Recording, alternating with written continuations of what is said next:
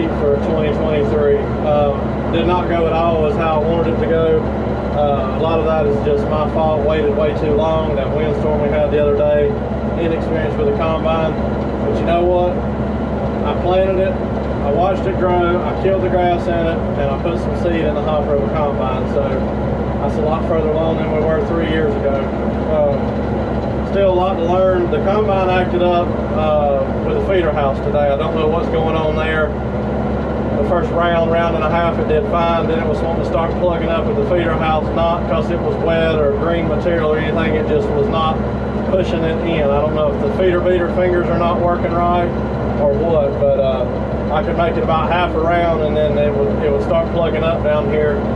Have to get out and pull it out, and of course that was sending a lot of trash through the combine itself. So the first, you know, like I said, round and a half, it really cleaned the seat good. The last one was off, but you know, the cylinder speeds not fast enough.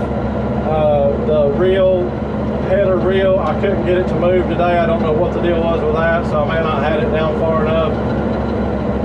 Inexperienced, but hopefully you guys enjoyed it. We get up here, get everything parked and situated, and we'll probably just call this one good.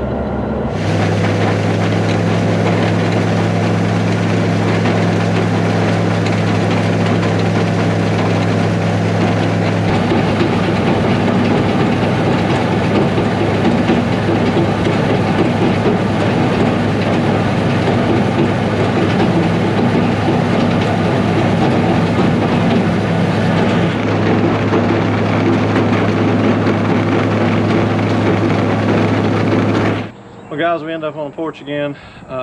Hopefully you enjoyed it. Wasn't anything at all like I planned for the footage to be today. I was hoping somebody would be here and I could put them on the camera. It's just hard climbing up and down, not knowing what I'm doing, and then that feeder house plugging up, I've got to get to the bottom of that. I don't know if it's just the way I had the head set up and the reel speed and all that.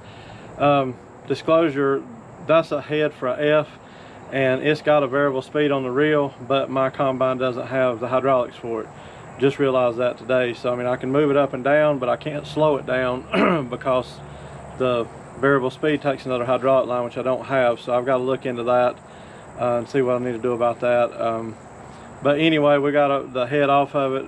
Glenda tucked back away in the shed here. We're going to call it good. I've got a couple things to do next week, and then me and the wife are headed off to a much needed week-long vacation at the coast. So we'll see what happens over the next couple of days. Really appreciate everything, guys, and again, I apologize for the content.